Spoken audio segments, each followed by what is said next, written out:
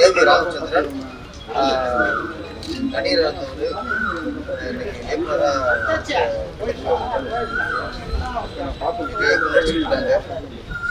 மாதிரி அவர்கள்லாம் நடிகர் இயக்குனர் ஆக்கிட்டாங்க. அவங்க தலைகளை இன்ட்ரெஸ்ட் மாறிக்கிட்டு இருக்கு. நல்ல உழைப்பாளி பாட்டில் பார்த்துருக்கேன். இன்னொரு வந்து நல்ல உழைப்பாளி. இப்போ இந்த படத்தோட லைன் சொன்னார். ரொம்ப தெரிஞ்சது ஒரு விஷயம் இருந்துட்டு இயக்குனர் வந்து உள்ள இருந்து பரவாயில்ல என்ன பண்ணுறது படத்தோட கதை வாழ்க்கையை போராட்டம்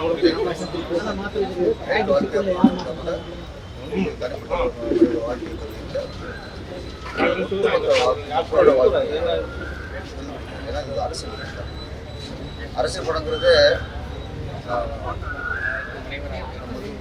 அரசியல்வாதி சட்டத்தை பற்றி அந்த மாதிரி அது மக்கள் காணப்படும். அது அரசியல்வாதி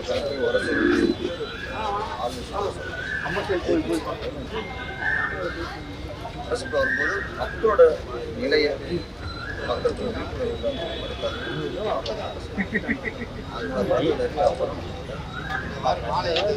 விடப்பட்ட காலகட்டத்தில் அரசு எடுத்துருக்க தயாரிப்பாளர் சரி இயக்குனர் சரி பயந்தாங்க. ஏன்னா அரசு எடுத்துட்டா விட மாட்டாங்க. இருந்துச்சு. இப்போ அந்த பயம் மூச்சு நினைக்கிறேன். முழுக்க அரசு கதை பண்ணுறாரு. இப்போ புரிஞ்சு அரசு படம் எடுக்கலாங்கிற ஒரு நம்பிக்கை வந்துட்டு நினைக்கிறேன். அதுக்கான ஆட்சியாக இருக்குன்னு நினைக்கிறேன். இப்போ ஆளுங்கட்சிகளே உங்களுக்கு வேண்டுகோள் கூட தயவுசெய்து ஒரு குடும்ப கதை எப்படியோ, ஒரு லவ் ஸ்டோரி எப்படியோ, ஒரு கிரைம் ஸ்டோரி படம் எப்படியோ, அதே மாதிரி தான் நீங்கள் அரசியல் கதையும் பார்க்கணும். அரசியல் கதையை வந்து நம்ம தாக்குற மாதிரியோ நம்ம பரிசுற மாதிரியா நினைக்கக்கூடாது.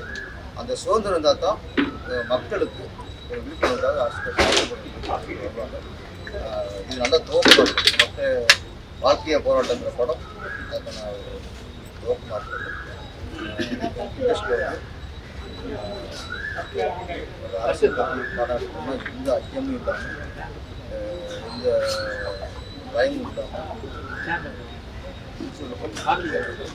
ஒரு காலத்தில் எம்ஜிஆர் முதலமைச்சர் வைத்திய அரசு மணிவண்ணன் சார், ராமநாதன் சார், அவர் அரசு அப்புறம் கோணர் சார், எஸ்ஐசி சார், நிறைய அரசு இருக்காங்க. அப்போ வருஷத்துக்கு ஒரு 10 படமாவது அரசு படம் அந்த ஒரு வருஷமாக வந்து காரணம் பயம் பயம் பயம். அந்த பயம் இதுக்கப்புறம் இண்டஸ்ட்ரி யாருக்குமே இருக்கக்கூடாதுன்றது தான் இந்த படத்து மூலிமா இந்த வாழ்க்கை போராட்டம் சொல்கிறேன். கதை கேட்டேன். மக்களுக்கான மக்களுக்கு விழிப்புணர்வு தான். ஓட்டு போடுற மக்கள் எதை யோசிக்கணும் அப்படின்னு சொல்ல படம் தான். எந்த அரசியல்வாதியும் எந்த அமைச்சர் தாக்கப்படாது. மக்கள் மக்கள் மக்கள் மக்கள் நல்லது சொல்லணும். இதே நோக்கத்திலே தான்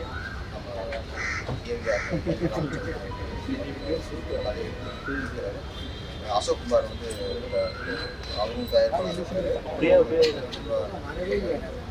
அப்புறம் எல்லாமே பிரபலங்க தான். ராஜேந்திரன்,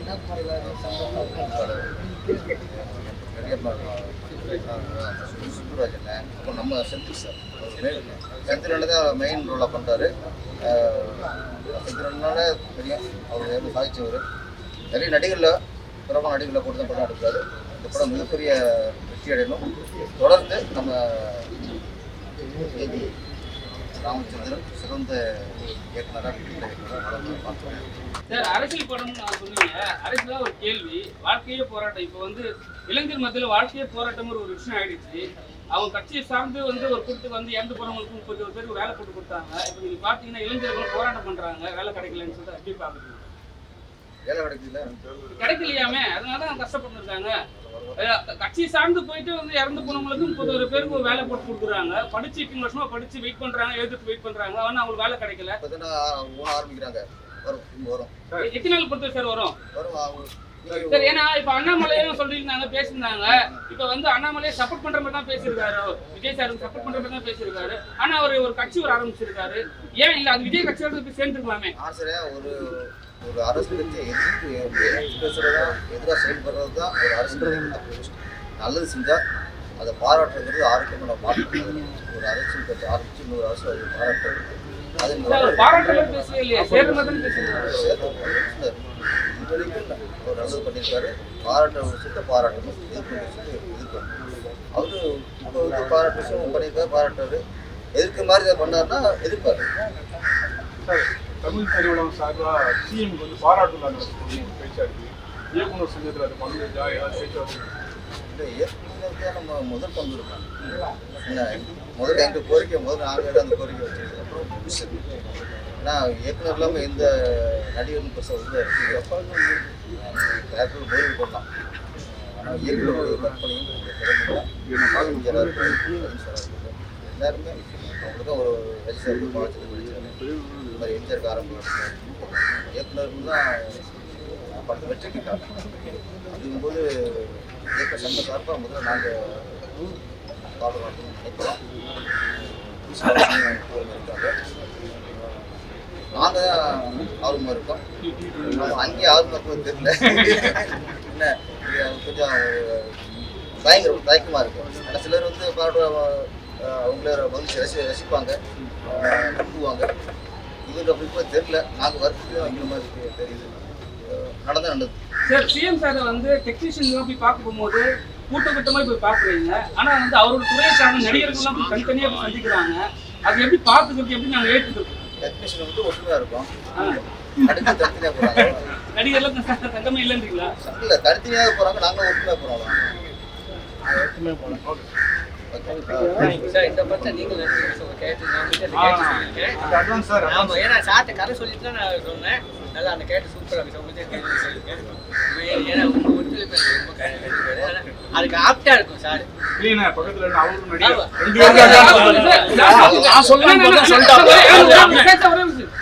தயாரிப்பு சங்கம்லாம் வந்து இடம் கேட்கறாங்க அவங்க வீடு கட்டுறதுக்கு. அந்த இயக்குநர் சங்கத்துல வந்து எந்த கோரிக்கையும் வைக்காம ஒரு விஷயம் போயிட்டு இருக்கு. அது எப்படி உங்க சின்ன சின்ன டேரக்டர்லாம் வந்து ஒரு கோரிக்கை வைப்பாங்க, அது எப்படி ஏற்றுப்படுவாங்க? இதை பொறுத்த வரைக்கும் நாங்கள் பார்த்தோம். ஒரு பதவி உட்கார்ந்த உடனே ஆளாளுக்கு கோரிக்கைகள் பண்ணக்கூடாது. அவங்க கோரிக்கை இருக்கு.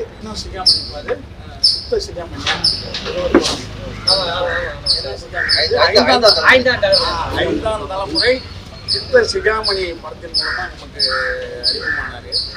ஆனா எல்லா கலைஞர்களுக்கும் வந்து வாழ்க்கை வந்து உடனே வர்றதில்லை. சில கலைஞர்கள் வந்து அவங்களுக்கான வாழ்க்கையை நேரத்தை அவங்களே முடிவு பண்ணி அதை கொண்டு வருவாங்க. அப்படி ஒரு கலைஞனாக தான் ராமச்சந்திரன் நான் நினைக்கிறேன்.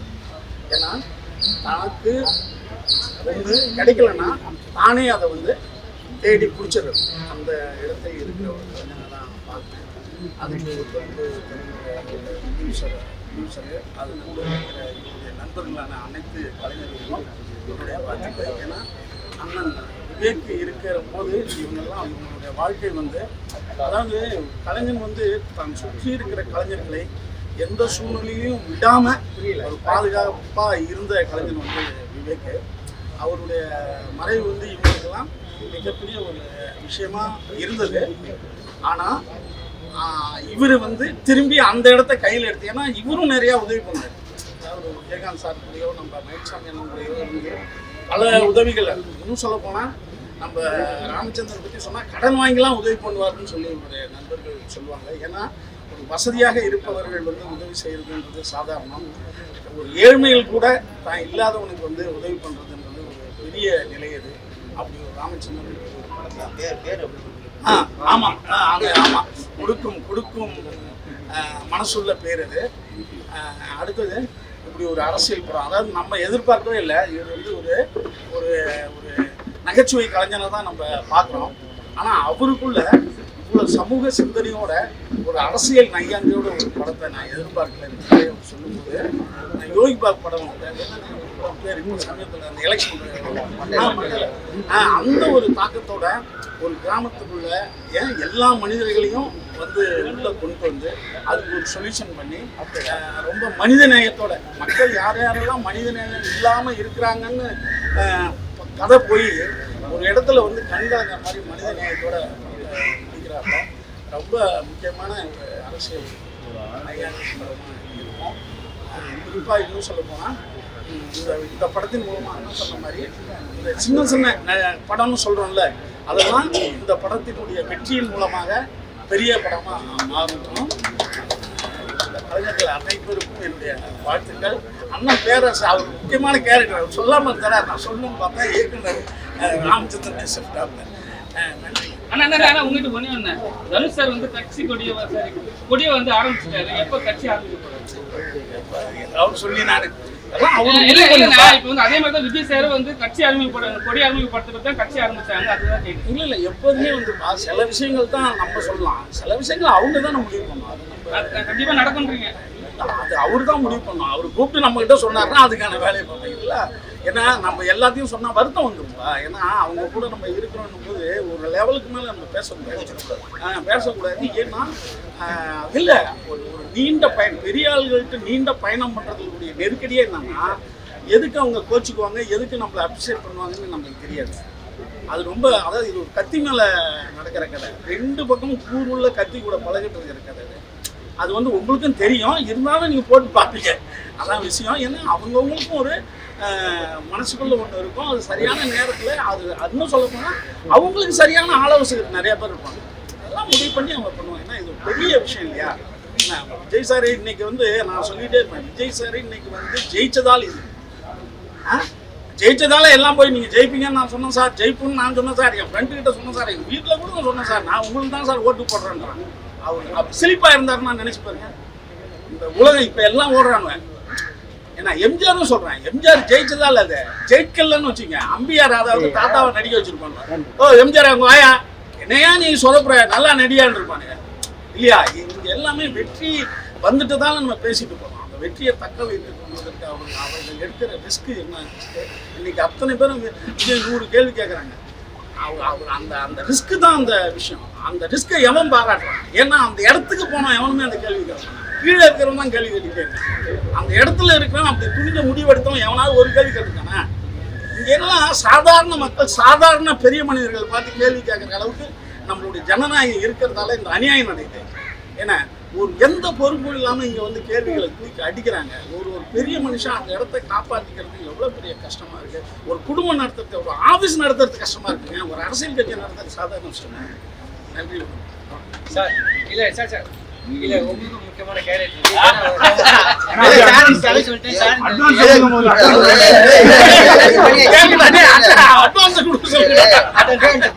பேசுற பார்த்துட்டு பேசணும்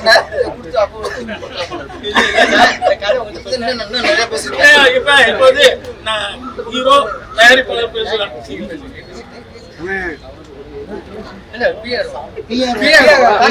அதாவது முக்கியமா பிஆருக்கு நான் நன்றி சொல்லணும். மத்தியானம் தான் எனக்கு திடீர்னு ஒரு பூச்சை போட ஐடியா வச்சுது. எனக்கு கையும் உள்ள கால நேற்று தலைவலி. மத்தியானத்துக்கு அரேஞ்ச் பண்ணது விஜய் சார் தான், கார்த்திக் விஜய் தான். ஏன்னா இவரோட உழைப்பு தான். அதாவது கார்த்திக் சாருக்கு மிகப்பெரிய நன்றி. மத்தியானத்துக்கு மேலே இந்த ஐடியா பண்ணோம், கேமராமேனு எல்லாமே. இன்னும் ஹீரோயினி கன்ஃபார்ம் ஆகல சார். ஹீரோயினி இவங்க ஹீரோயினி கிடையாது, ஹீரோயினியே போட்டோ அனுப்புறாங்க. ஸ்பாட் உண்மையாலுமே எங்க கார்த்திகை நைட்ல இருந்து கூப்பிட்டு நேற்று நான் முக்கியமான வேலையில இருந்தேன். உண்மையாலுமே எப்படியோ பிடிச்சிக்கிடுச்சு, அருமையான சூப்பர் கார்த்திக். அதாவது ராமச்சந்திரனை கிடைச்சா இன்னொரு மிகப்பெரிய ஒரு கை. ஏன்னா ஹீரோயினி வராங்க, இன்னும் அடுத்த வாரம் ஷூட்டிங் போனா இன்னும் 2 நாள் கன்ஃபார்ம் பண்ணி போவோம். இவங்க ஹீரோயினி இல்லை, இவங்க ஹீரோயினி ஃப்ரெண்டு. ஏன்னா சொன்ன ஹீரோயினி படத்தை பற்றி இது படம் வந்து முழுக்க அரசியல் படம், காமெடி படம். எனக்கு வந்து அரசியல் நல்லாவே தெரியும். நான் வந்து 15 வயசுலேருந்து அரசியல் பண்ணிட்டு இருக்கேன். எங்கள் அப்பா பக்கா காங்கிரஸ் காரவர். நான் கை சிலத்தை ஓட்டு கேட்டேன். எங்கள் அப்பாலாம் அந்த காலத்தில் என்ன வேட்பாளருக்கு செலவு பண்ணி கண்ணால் பார்த்தாரு. ஊரில் கொஞ்சம் வசூல் பண்ணி வேட்பாளர் வந்து அவங்களுக்கு காசு போட்டு சாப்பாடு போட்டு ஊருக்காரங்க செலவு பண்ணுவாங்க.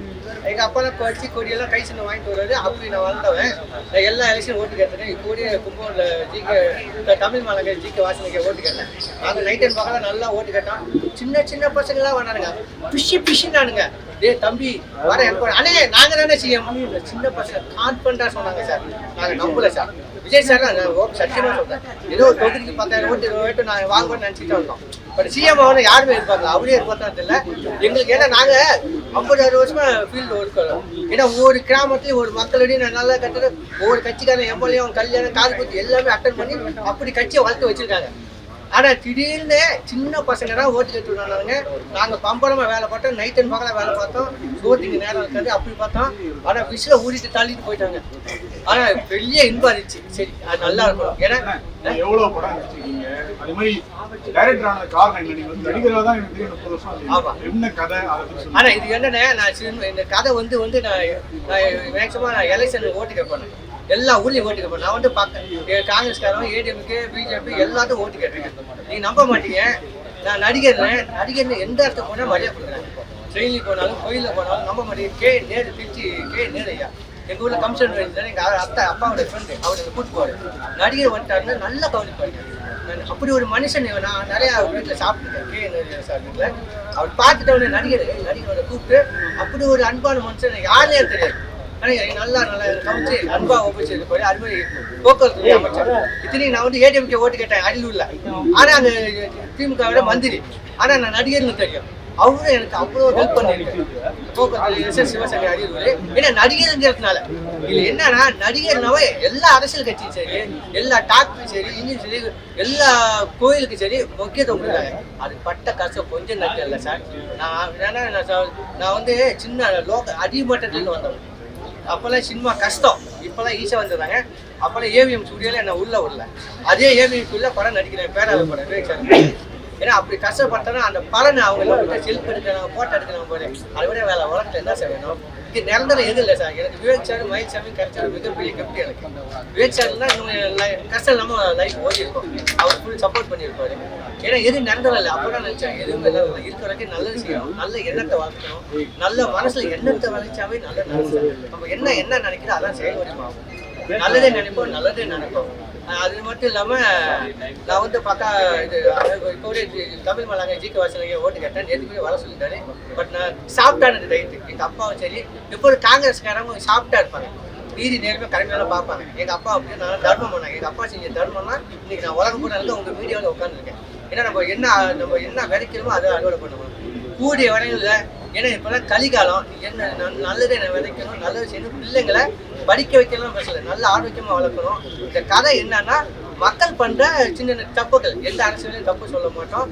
மக்கள் பண்ற லூட்டி அவங்களை அறியாம ஃபுல்லா காமெடியா பண்ணியிருக்கோம். ஏன்னா நம்ம தமிழ்நாட்டு மக்கள் தான் கொடுத்து வச்சவங்க. நம்ம மக்களுக்காக எவ்வளவு பேர் சேவை செய்யறாங்க தெரியுமா? எம்எல்ஏருந்து, எம்பிலேருந்து, மந்திரிலேருந்து, சிஎம்லேருந்து, பிஎம்லேருந்து மக்கள் தேவையை எல்லாம் பூர்த்தி பண்ணிட்டே இருக்காங்க. ஒவ்வொரு மந்திரி ஒவ்வொரு ஆட்சி வரும்போது அவங்க செய்யறாங்க, மக்கள் சேவை செய்யறாங்க. அது நம்ம குறை சொல்லவே முடியாது. மக்கள் இன்னும் எதிர்பார்க்கல பெருசா.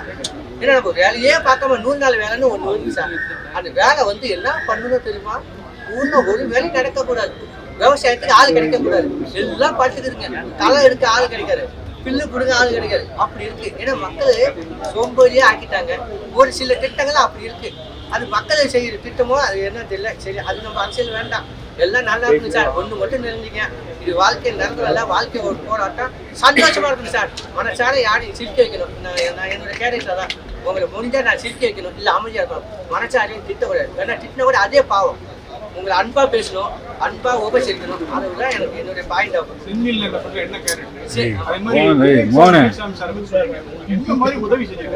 அதாவது கூடயே இருக்கேன். அவர்கிட்ட காசு இருக்காது சார். குண்டு பில் ஒன்று அடிபட்டுனா கையில காசு இல்லை, உடனே செயின் அடமான சேர்த்துக்கல நானே வட்டி வைப்பேன், வச்சுட்டு போவாரு. அவர்கிட்ட காசு இல்லைனாலும் யாரையும் போனை போட்டு Sathyaraj sorry, Vivek sorry, Ponvannan sorry, இது மாதிரி ஃபோனை போட்டு கிளி பணம் வாங்கிட்டு நான் போய் வாங்கி அதை விட்டு நிறைய பேர் ஹெல்ப் பண்ணுங்க. டெக்னீஷியன் நிறைய பேர் மயில்சாமி அதுபடி யாராச்சும் உங்க கூப்பிட்டோடனே வாங்க சாப்பிட கூப்பிட்டு அவர் சொல்றாரு காசு பணம் இல்லை நல்லமா இருக்கிறதே சந்தோஷமா இருக்கு. அதே விவேக் சார் வந்து நிறைய ஹெல்ப் பண்ணாரு. சமுதாய படிச்சு உள்ளவர், சமுதாயத்தில் எல்லாம் படிக்கணும், எல்லாம் வேலைக்கு போகணும், அன்பா இருக்கணும், அப்படி அவரும் நிறைய ஹெல்ப் பண்ணிருக்காரு. ஏன்னா 2 பேரும் எனக்கு கையில காசே இருக்கா சார், இவங்ககிட்ட வந்துட்டேன்னா போதும் நல்ல சாப்பாடு. எனக்கு விவேக் சார் வந்து ஆஃபீஸ் ஃப்ரீயா ரூமே கொடுத்துட்டாரு. அது யாருமே கொடுக்க மாட்டாரு. ஆஃபீஸ் எப்போலாம் எப்போலாம் போகும்போது அது மாதிரி சார்ஜ் அவரே சொல்லிடுவாரு. அதே மயில்சாமி ஃபங்க்ஷனு எல்லாம் போது 2 பேரும் எனக்கு ஃபுல் சப்போர்ட் ஆனாங்க. எனக்கு மட்டும் இல்லை நிறைய பேருக்கு இருந்தாங்க. அது பெரிய இழப்பு தான். ஏன்னா 2 Vadivel sir Vivek sir 2 comedy doctor. இந்த பக்கம் ஒரு 10 பேர், இந்த பக்கம் 10 பேர் நல்ல காமெடியாக ஓட்டிட்டு இருந்தது. இப்போ கொஞ்சம் எல்லாம் போராடிட்டு இருக்காங்க. வாழ்க்கை போராட்டம் தானே. நீங்கள் பார்க்காத சினிமா இல்லை, நீங்கள் பார்க்காத நடிகர் கிடையாது. நீங்கள் உங்கள் கண்ணு முன்னாடி வாழ்ந்தவங்க 1000 கோடி, கெட்டவங்க 1000 கோடி இருக்கும். இருந்தாலும் வாழ்க்கையை சூஸ் பண்ணி இருக்கிற வரைக்கும் நல்லா சந்தோஷமா இருக்கும் சார். நம்ம யாரையும் வாழ்றதே பெரிய போராட்டமா இருக்கும் சார். Okay sir, thank you. அதே மாதிரி ஒரே தமிழ் சினிமாவில் விஜயகாந்த் சாரா இருக்கட்டும், மயில்சாமி அண்ணா இருக்கட்டும், விவேக் அண்ணா இருக்கட்டும், இவரெல்லாம் இறந்ததுக்கு அப்புறம் இவங்களுடைய புகழ் வந்து உச்சிக்கு போயிடுச்சு. கண்டிப்பா சார். ஆனா உயிரோட இருக்கும்போது ஒருத்தவங்க கூட விஜயகாந்த் சாரா இருக்கட்டும், விவேக் அண்ணா இருக்கட்டும், மயில்சாமி யாருமே பேசல, சரியா வாய்ப்பு கூட கிடைக்கல. விவேக் அண்ணன் கிடைச்சது, மயில்சாமி எல்லாம் சரியா கூட கொடுக்கல. ஓகே, அப்போனா ஒரு மனுஷன் தான் செஞ்ச புகழ் வெளியே வரணும்னா சாகணுமா? அதாவது இல்ல, அதாவது மனசாட்சியோட வாழ்றாங்க சாப்பிடுவாங்க. சாவத்துக்கு முன்னாடி அவங்க புகழ் வந்தது. அவங்க வாழும்போது அவங்க மனம் திருப்தியோட வாழ்ந்தாங்க. 4 பேருக்கு உதவி செய்யறப்பா, 4 பேர் தர்மம் பண்றப்பா, கோயிலுக்கு போறப்பா, சாமி கும்பிட்றப்பா, அவங்க வந்து சாமி ஆகிட்டாங்க. நீங்க சொல்லிக்கலாம் வாழும்போது இப்போ 1 கோடி விட பணம் வச்சிருக்காங்க, எங்க பயணிக்கு வெளிநாடு ஓடுறாங்க, எங்க ஓடுறாங்க, அதெல்லாம் எதுக்கு சார்? நல்லா அவங்க பணம் 3 வேளை சோறு திருப்பி போறீங்க, நைட்டு தூக்க போறீங்க, அவ்வளோ சார் வாழ்க்கை. ஒரு மனுஷனுக்கு ஒரு 1000 ரூபா ஒரு செலவு போறீங்க, கோடி வச்சு என்ன பண்ண போறீங்க? பாவத்தை சம்பாதிக்கிறாங்க. பணம் சம்பாதிக்க சார், மற்றவங்கள பாவத்தையும் சேர்த்து சம்பாதிக்கிறாங்க. இங்கே உழைப்பு வந்து மனுஷன் ஆரோக்கியமா இருக்கணும், மற்ற ஏமாத்தாம மக்கள் காசை தொடர்ந்து கூடாது சார். இன்னொன்று சார், மக்கள் காசை தொடர்ந்து இருந்தவங்க வாழ்ந்த வரலாறு இல்லை. ரஜினி முகமது இந்தியாவில் படம் எடுத்தாங்க சார். ஆப்கானிஸ்தான் ஒரு நாட்டை கண்டுபிடிச்சாங்க. இன்னைக்கு ஆப்கானிஸ்தான் நாடு எப்படி இருக்கு? ஏன்னா இங்க அடிச்ச கொல்ல நம்ம சிவன் சொத்து, எல்லாம் சிவன் சொத்து கொலை நினைச்சாங்க. இலங்கையில நீங்க பாத்தீங்க, நம்ம தமிழ்லாம் கொண்டாங்க. கடைசியில் அந்த நாட்டில் என்னாச்சு? அதே மக்கள் அந்த தலைவனை அடிச்சு வெட்டினாங்க. அது கருமா பாவம். இலங்கையில குண்டு போட்டாங்க, உக்ரைனும் ஈரான் அவங்க குண்டு போட்டாங்க கொட்டுக்கிட்டு. இப்போ உக்ரைன்ல என்ன ஆச்சு? நீ செஞ்ச கருமா கண்ணு முன்னாடி காமிச்சு சார். அதனால பாவத்தை பண்ணக்கூடாது. அதனால அந்த கடவுள் நின்று அடிப்பான். இப்பெல்லாம் உடனே கடவுள் தண்டனை கொடுத்தாங்க. நீங்க கவலைப்படாதீங்க, நம்ம நல்லா நினைப்போம், கடவுள் அவன் பார்த்து கூலி கொடுத்துட்டாரு.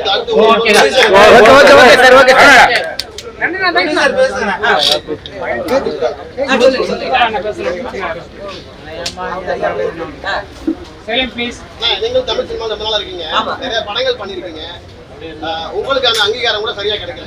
வாய்ப்பு வந்து சமீபத்தில் உங்களுக்கு வரவே இல்லை. உங்களை மாதிரி இன்னைக்கும் பல கலைஞர், 10,000 கலைஞர்கள் நம்ம மணி டீ கடையாகட்டும், காவேரி காரணம் தெருவா சுத்திட்டு இருக்காங்க. அந்த மாதிரி உள்ளவங்களுக்கு நீங்க படம் எடுக்கிற நீங்க வாய்ப்பு கொடுப்பீங்களா? இல்ல பெரிய பெரிய ஆளுங்க ஃபேமஸ் ஆனவங்க கோடி கோடியா வாங்குறவங்களுக்கு கொடுப்பீங்களா? சின்ன ஆளு கஷ்டப்படுறதுல, ஏன்னா நான் கஷ்டப்பட்டேன். எனக்கு அந்த டீ கிடைக்க, சாப்பாடு கிடைக்க சுத்தி இருக்க அந்த வழி எனக்கு தெரியும். ஒவ்வொரு நாள் அந்த வழி தெரியும். வழியோட இருக்கிறவங்களுக்கு பசியோட இருக்கிறவங்க சோறு போடும். பசி ஃபுல்லா சோறு சாப்பிட்டாலும் சோறு ஆட்டாங்க. பசியோட இருக்கிற சோறு போட்டா அது கண்டிப்பா எல்லா கலைஞர்களுக்கும் அடிமட்டத்தில் கஷ்டப்படுற கலைஞருக்கு வாய்ப்பு இருக்கும். அவங்க ஃபேமஸ் ஆகும். இது வந்து ஒன்னே டிராபிக் சார். சினிமாவில் ஜெயிக்கிறவங்க 10 பேர், தோத்தவங்க 90 பேர். ஆனா இந்த ஜெயிச்சவங்க மட்டும் பார்த்துட்டு ஊரை விட்டு கிளம்பி போறாங்க. இங்க உள்ள கஷ்டம் தெரியாது அவங்களுக்கு. இப்படி நான் ஊர்ல போனா, ட்ரெயின்ல போனா, பஸ்ல போனா எங்க பையனை சேர்த்துருவாங்க. சும்மா தான் சொல்லிட்டு சும்மா வச்சுருக்கேன், ஹோட்டலில் வச்சுருக்கேன், கருவேல வேலை பார்க்கறது. சினிமா கஷ்டம் ஐயா, அவன் நல்லா கஷ்டப்படுறான். தம்பி சினிமாவில் கேரண்டி சொல்ல முடியாது. லைஃப் 1 வருஷம், 2 வருஷம், 5 வருஷம், 10 வருஷம் ஒன்றும் இல்லாமல் போகும். எந்த வேலைக்கு வேணாலும் ட்ரை பண்ணுவேன். ஆனால் சினிமா வேலைக்கு ட்ரை பண்ணி கேரண்டி சொல்ல முடியாது சார். இது வந்து கடல், அது பீச்சு, அதை அடிக்கணும், அது நீந்து இருக்கிறேன். இதோட நான் தண்ணி சீக்கிரம் பார்த்து அடிக்க மாட்டேன் சார். சினிமாவில் அது ஒரு தொழிலாக வச்சுருக்கேன். நான் எங்கள் குடும்பத்தை, எங்கள் ஃபேமிலியை ரொம்ப பார்ப்பேன். நான் சம்பாதிக்கிறது அப்படியே குடும்பத்தை சேர்ப்பேன். ரொம்ப ஜெனியூனாக இருப்பேன். ஏன்னா விவேக் சார், மயில்சாமி எல்லாம் நீங்கள் சினிமா உங்களுக்கே தெரியும், 6 மணிக்கு மேலே போனால் ஆட்டோ ஓடாது. ஆனால் அதுலேயே நான் தப்பிச்சு எஸ்கப் ஆகிடுவேன். பாடியில் போகணும்னா எங்கே போகிறேன், மலேசியா சரி, துபாய் சரி, எல்லாம் வேறு லெவலில் இருப்பாங்க. நான் சாமின்னு சைக்கிள் செஞ்சு படுத்துப்பேன். ஏன்னா என் உடம்பை பார்த்து என் குடும்பத்தை பார்ப்பேன். நீங்கள் நிறைய கலைஞர்கள் தண்ணியால் அழிஞ்சிருக்காங்க. லைஃபு ஜாலியாக இருக்கு. நம்ம வாழ்றதுக்காக வாழ்க்கையே போராட்டம், வாழ்ந்துதான் பார்ப்போம். இந்த டைட்டிலுக்கு நல்லா இருக்கும். உங்க ஒத்துழைப்பு எனக்கு கண்டிப்பாக வரும் சார். மீடியானா இந்த கலைஞரை வாழ வைக்கிறோம், மக்களை சந்தோஷப்பட்டு நம்ம மீடியா சார். சார் நம்ம மீடியா தான் மக்களை சந்தோஷப்படுத்துறோம். ஒரு எம்எல்ஏ, ஒரு எம்பியோ, ஒரு சிஎம்ஓ, டாக்டரோ, வக்கீல, நீதிபதியோ மக்களை சந்தோஷப்படுத்த முடியாது. பாட்டா இருந்தாலும் சரி, இசையா இருந்தாலும் சரி, நாடகமாக இருந்தாலும் சரி, காமெடியான நம்ம தான் மக்களை சந்தோஷப்படுத்துறோம். அந்த சந்தோஷ டிபார்ட்மெண்ட்ல நம்ம இருக்கோம். அதனால நம்ம எப்போ நம்ம குடும்பம் நல்லா இருக்கும். மீடியா குடும்பம் கஷ்டம்னால கடவுள் ஏதோ ஒரு ஒரே செஞ்சிருக்கோம். நம்ம கேரண்டியே இல்லாம வாழ்றோம் சார். அடுத்த நாளைக்கு நம்ம சாப்பாடு காசு இருக்காது, ஆனா வாழ்ந்துட்டு இருக்கோம். அடுத்த மாசத்துக்கு வாடகை வழி இருக்காது, ஆனா வாழ்ந்துட்டு இருக்கோம். ஏன்னா நம்ம செய்யற புண்ணியமான சொல்லி கலைஞர்கள் மற்றவங்க சந்தோஷப்படுறது. அதனால நம்ம சினிமா துறையில உள்ளவங்க எல்லாம் நல்லா ஹாப்பியா இருப்போம். மற்றவங்க என்ன சிரிக்க வைக்கிறேன் சந்தோஷப்படுறல நம்ம தானே. இன்னைக்கு இசைஞானி இளையராஜா அவரு இந்த மண்ணில் இருக்கிற வரைக்கும் நம்ம பூமி இருக்கிற வரைக்கும் அவர் பேர் வளர்ந்துட்டு சார். ஏன்னா இன்னைக்கு இளையராஜா சாங் நைட்ல பஸ் ஓட்டினாலும் சரி, நைட்ல வேலை பார்க்கணும், அந்த பாட்டு அப்படி போட்டு ரசிப்பாரு. நம்ம காமெடி அறிவியல் பார்க்கறதுனால நம்ம எல்லாரும் சந்தோஷமா வச்சிருக்கோம், ஹாப்பியா இருப்போம். இந்த படம் ஃபுல்லா காமெடி படம், யார் மனசும் புண்படுத்தாது, ஜாலியா இருக்கும் சார். படம் ஃபுல்லா ஜாலியா இருக்கும்.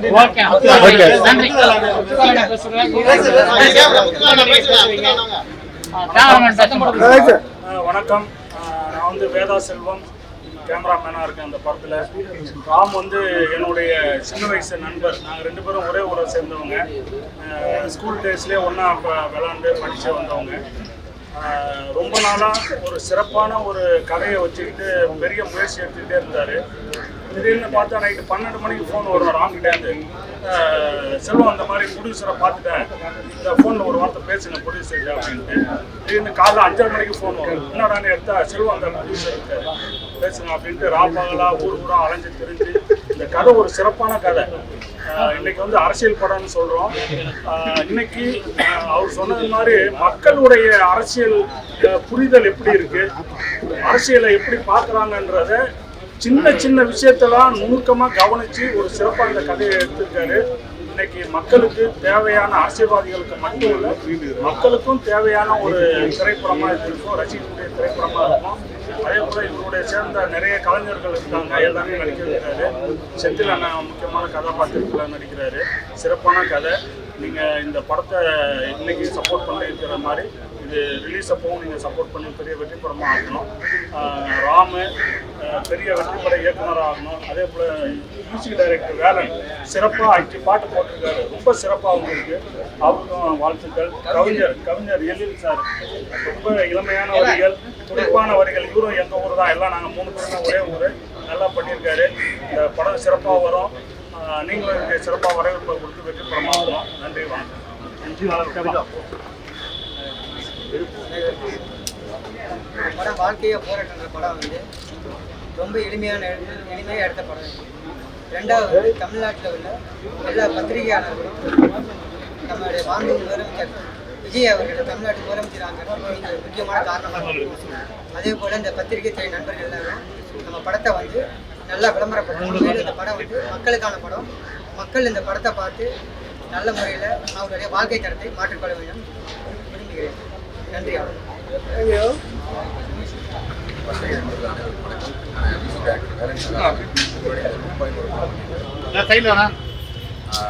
வாழ்க்கை போராட்டம் சூப்பரான ஒரு கதை வச்சிருக்காங்க.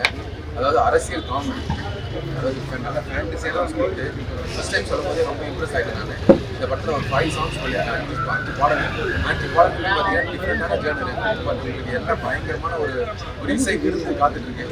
அதனால இந்த நல்ல டெக்னீஷியனாக சொல்லுவாங்க, நல்ல உபயோகப்படுத்திருக்காங்க. ஸ்கிரிப்ட் ரொம்ப நல்லா வந்திருக்கு. கூடிய விரைவில் வந்து இந்த படம் வந்து ஷூட்டிங் ஸ்டார்ட் பண்ணுறாங்க. சீக்கிரமாக திரைக்கு வர இருக்கு. நண்பர்கள் அனைவரும் இந்த படத்துக்கு நல்ல ஒரு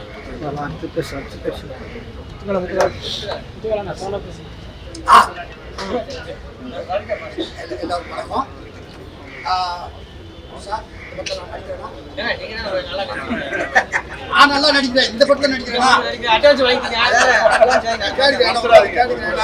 எல்லாத்துக்கும் வந்துட்டு எல்லாத்துக்கும் நம்ம இல்லைன்னா பதிவு பண்ணியாச்சுன்னா கண்டிப்பாக கொடுப்பா நினைக்கிறேன். ஏன்னா எல்லா இடத்துலையுமே வந்து கேரக்டர் சொல்லி அட்வான்ஸ் எப்போ கொடுத்தீங்க, நாளைக்கு தரேன், இன்னைக்கு தரேன், நாளைக்கு தரேன் இருப்பாங்க. ஆனால் இவர் வந்து ஃபோன் பண்ணி அண்ணே 1/2 மணி நேரத்தில் அட்வான்ஸ் வாங்கலைன்னா ஆள் வச்சு அடிப்பேன் அப்படின்ற அளவுக்கு சொல்லி கொடுத்து அட்வான்ஸ் சதா கலைஞர். நாங்கள் எல்லாம் இப்போ பரத் சார் மாதிரி எல்லாம் இயக்குநர்கள் வந்து நடிகராக நடிகர்கள் இயக்குநராக மாறலாம் தன்னை தக்க வச்சுக்க ஏதாவது ஒரு ரூட்டில் நம்ம ஒரு அவதாரம் எடுக்க வேண்டிய ஒரு கட்டாயத்தில் இருக்கும். சினிமாவில் இல்லைன்னா காணாமல் போயிடும். அந்த வகையில் ஒரு இயக்குனர் அவதாரம் எடுத்தாரு. அந்த வாழ்த்துக்கள். சமீபமாக ஒரு 2-3 படங்கள் வேர்லகன் சொன்னார். வேர்லகன் விஜய் சார் என்கிட்ட ஒரு காமெடி பண்ணிட்டு தான் இவர்கிட்ட போய் சந்திப்பார்.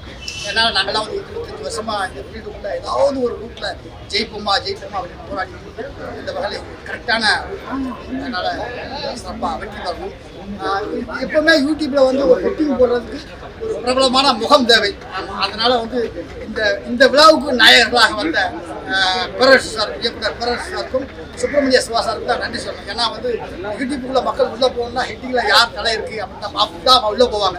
அது மாதிரி அதனால் என்னுடைய தலையும் எங்கேயாவது ஒரு ஓரத்தில் போட்டுருக்காங்க. இல்லைன்னா வந்து நம்ம நேரம் புட்டேஜ் ரொம்ப இருக்கிறதுனால பார்த்து அதனால் இந்த படத்தில் என்னைய ஏன்னா நடிகர் கார்த்தி சார் படம் நடிச்சிட்டு இருக்கேன். அதனால் எல்லாமே யூனிட்டாக பண்ணுறோம். இந்த படம் மாபெரும் வெற்றி.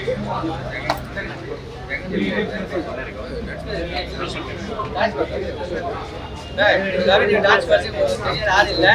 நான் கஷ்டப்பட்டு போது ஒரு டைம் சென்னையில் உண்மை சொல்லல சென்னையில் அவங்க வீட்டில் தங்கிருந்தோம். எப்படி இருந்தோம் வீடு வாங்கி தங்கிருக்கோம். வீட்டை கீழே மாடி மொட்டை மாடி தங்கிருந்தோம். இல்லை உங்களுக்கு கீழே உங்களை கேரக்டர் யார் யார் மாடியில் நானும் யாரும் உங்கள் தங்க வச்சிருக்கேன். மழை விட்டு ஊர் போயிட்டாரு கிளம்புங்க போயிட்டாங்க. மழை பெய்யுது பெட்டியை தூக்கிட்டு இறங்குறோம். எந்த தங்கல் இடம் இல்லை. ஃபோன் பண்ண வீட்டுக்கு வந்து கம்ப்ளைண்ட் பண்ணி மாசம் வந்து 3 நாள் தங்கல. அவர் தங்கிட்டு சாப்பாடு போட்டு 3 நாள் அப்படிலாம் நாங்கள் வந்தேன். சாங்கெல்லாம் கூட்டிக்கிட்டோம் மாசம். அப்படி வாழ்ந்தவங்க அப்படி நல்ல மாசம்.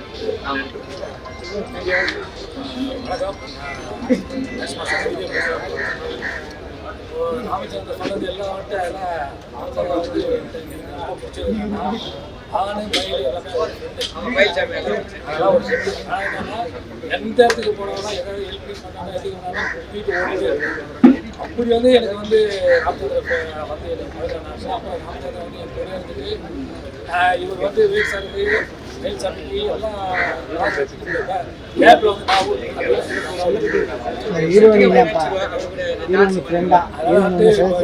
நான் வந்து வாழ்க்கையே போராட்டம் அவர்தான் சொன்னார். இப்போ ஹீரோ கிடையாது, ஹீரோ நாங்கள் இது பண்ணலாம் அப்படின்னு சொன்னாங்க. நிறைய பேர் வந்து புலம்பாங்க. எனக்கு அது இல்லை வாய்ப்பு வந்து அந்த மாதிரி படமே நான் பார்த்ததே கிடையாது. நான் கூட எல்லாருமே ஏதாவது கேட்டு வேணாம் மாஸ்டர் பாசிட்டிவான ஒரு தம்பி. இப்போ வந்து டைரக்ஷன் பண்ணாரு. டைரக்ஷன் பண்ணாரு. இந்த படம் வந்து மீடியா எல்லாரும் சப்போர்ட் பண்ணி நல்லபடியாக கொண்டு வந்து அது ஒரு நல்ல இடத்துக்கு கொண்டு போனாங்க.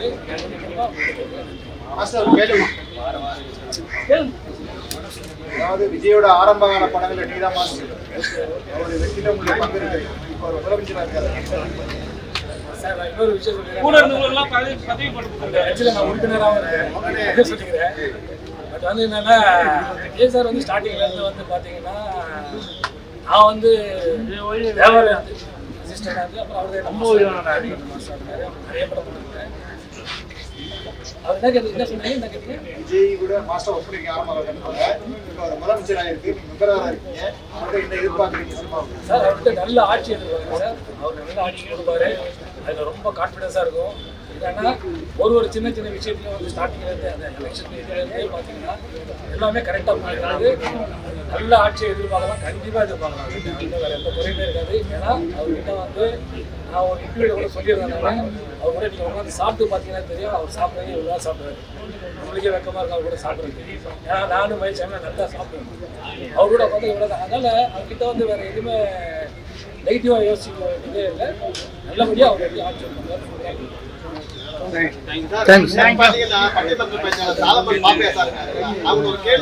விஜயோட ஆட்சி 60 நாள் ஆச்சு, எப்படி இருக்கு, எப்படி பாக்குறீங்க கேட்டதுக்கு இது வரைக்கும் ஆட்சி சரியில்லை, இனிமே பார்க்கலாம் அப்படின்னு மாதிரி இக்கு வச்சு பேசுறாரு. இதை நீங்க எப்படி பாக்குறீங்க? நான் அது அவர் சொன்னதை பார்த்தேன் சார். சாலமன் பாப்பா மாதிரி ஒரு பெரிய பேராசிரியர்லாம் வந்துட்டு 60 நாள்லேயே ஜட்ஜ்மெண்ட் பண்ணுறாருன்னா ஒரு நாள் ஒரு பேராசிரியர் இருக்காரு. எப்படி ஒரு 60 நாளில் எப்படி ஒரு ஆட்சியை வந்து அவர் வந்து அதை வந்து டிசைன் பண்ணி சொல்லுவார். இல்லை இன்னும் இருக்குது, டைம் இருக்குது. அந்த உடனே ஏதோ எல்லாமே பண்ணணும் அப்படின்னு முடியாது. மக்களும் நம்ம நிறைய சப்போர்ட் பண்ணுறது நிறைய நல்ல விஷயம் பண்ணிட்டு தான் இருக்காரு. ஒரு நாள் கரெக்டான விஷயம் தான் போயிட்டு இருக்குது. குறை சொல்லணும்னு சொல்லிட்டு தான் இருக்குது. அப்ப சாலமன் பாப்பையா சார் வந்து பேராசிரியர் சொல்றதுக்கு தகுதி எடுத்தவர்னு சொல்ல வரீங்களா சார்? இல்லை சார், இதெல்லாம் போட்டு நீங்க எப்படி வேணா நினைச்சுங்க. எனக்கு என்ன பொறுத்தவரையிலையோ நான் அவர் மேல ஒரு சில மரியாதை வச்சிருக்கேன். அவரோட பட்டிமன்றத்தில் நான் நிறைய பார்த்துருக்கேன். ஆனா வந்து அவரு இப்போ இவ்வளவு சீக்கிரத்துல அவர் கால்குலேஷன் பண்ணார்ல, இந்த கால்குலேஷன் தான் okay thank you sir thank you sir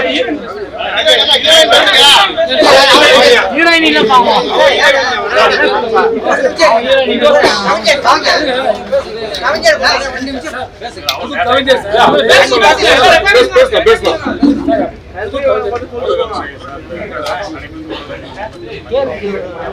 Ramachandran அவர்கள் படித்து வருவது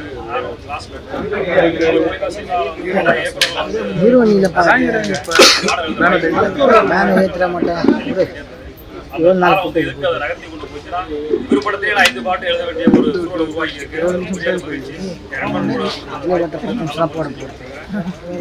தற்பெருமையா சொல்லிக்கல, இந்த பாடம் ஆடியோ ரிலீஸ் ஆகும்போது உங்களுக்கு ஒரு பெரிய அபிப்பிராயம் இருக்கும். அதுக்கு ஒரு பெரிய சப்போர்ட்டா இசையமைப்பாளர் அவர்கள் அருமையான டியூனு, 5 பாட்டுக்கு 5 அருமையான பாட்டாக இருக்கு. அந்த ஆடியோ ரிலீஸ்க்கு அப்புறம் எங்களுடைய இசையமைப்பாளருக்கும் எனக்கு ஒரு பெருமை தெரிவித்துக் கொள்கிறேன். இந்த படத்துக்கு வாய்ப்பு அளித்த ப்ரொடியூசர்களுக்கு நன்றி தெரிவித்துக்கிறேன். நன்றி வணக்கம்.